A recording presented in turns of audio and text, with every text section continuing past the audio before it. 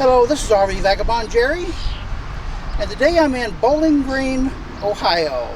Not the most famous Bowling Green, and I'm at a place called Snook's Dream Cars. It's a car museum with a lot of cars that would also be my dream cars. So I'm going to show you around what they have here.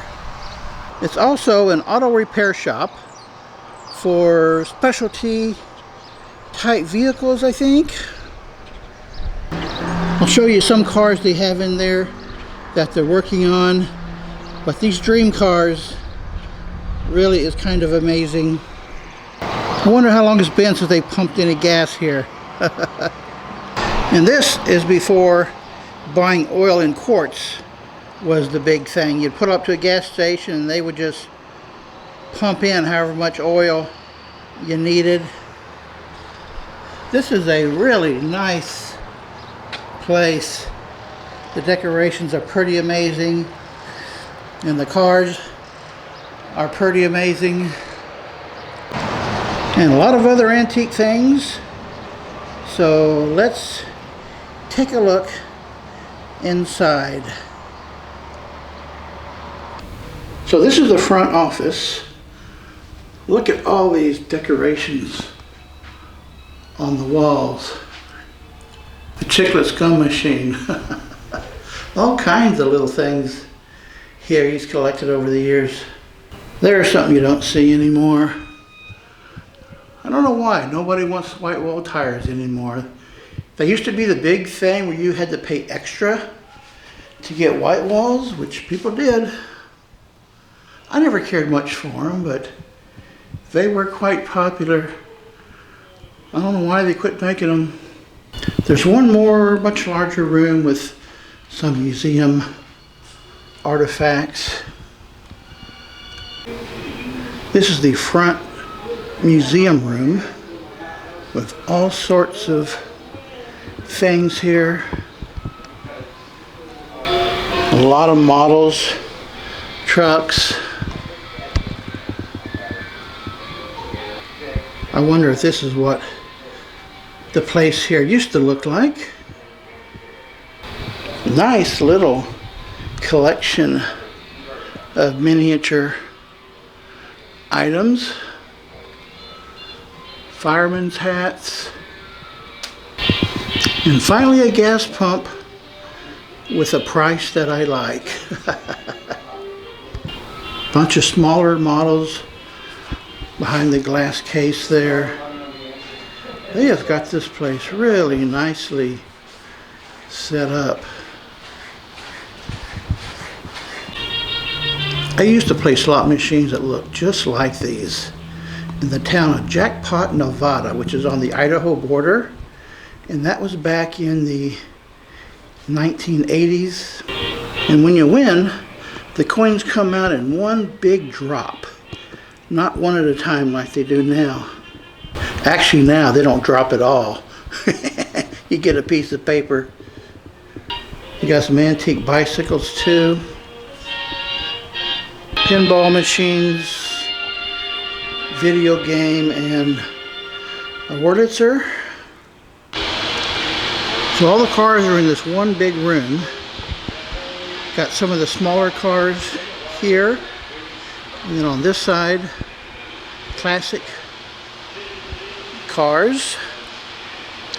And then here it starts, the more antique cars, back in what you might call the antique days before the classics.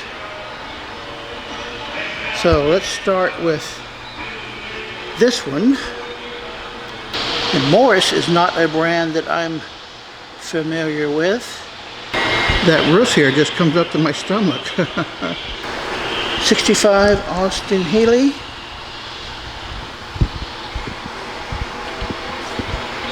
With a soft top convertible. I think this is interesting.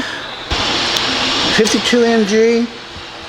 I always thought these MGs were just some of the cutest little cars. A different design than others. And then we have my personal dream car, the Jaguar XKE. But I prefer the hardtop models. This is a 63 with a stick shift. And then we got a 61 Triumph. Those were nice looking cars. And this one is a 64 Jaguar Mark II. More of a family style car. Now we get into the classics with a 66 Pontiac GTO. In 1970, I bought my very first car, which was a 65 Ford Mustang, which is what this one is. Except I had a hard top, and instead of red, mine was turquoise. I love that color. With an automatic transmission, and that turned out to be the problem. The transmission was just a real booger. So that's why I sold it. Had so much trouble with the transmission. But now I so much wish I had kept it and just put it in storage somewhere until I could afford to restore it. And this green one is 54 Kaiser. That is a real sporty looking convertible. Here's some more details about it. And this little thing is a 64 Porsche. And this is kind of surprising. It's only a 75 horsepower. And one of the sportiest cars ever, the Datsun, which was owned by Nissan. And Nissan created the Datsun name because they didn't want it to be called a Nissan. I forget the whole story. I think it was just the test model. And then it turned out to be wildly popular. And I think they still make these, but a long time ago they went back to calling them the Nissan. Got rid of the Datsun name. And that would be my second dream car. And here we have a 61 Triumph Roadster. I think it was a two-seater, but it looks like they modified it to make it into a racer. But that doesn't seem like much horsepower for a racer. Now we get into the antiques. Let's say the later antique years. This starts off with a 33 Cadillac and a 31 Ford Model A Woody station wagon. 36 Ford Deluxe Roadster. I wonder what it was like riding in these rumble seats. I don't know, man. They've got nice decorations all along the walls here. And then here we have a 42 Ford Jeep, a military Jeep, before they actually came out with the Jeep brand. I bet this was some rough riding. 35 Ford Deluxe Tudor. And this yellow one is a 36 Auburn convertible. And we got a 41 Pontiac Streamliner Torpedo 8 is what they called it. A 41 Chevy half-ton. And next to that is a 1940 Packard. And there's only one more. A 46 Plymouth Woody station wagon.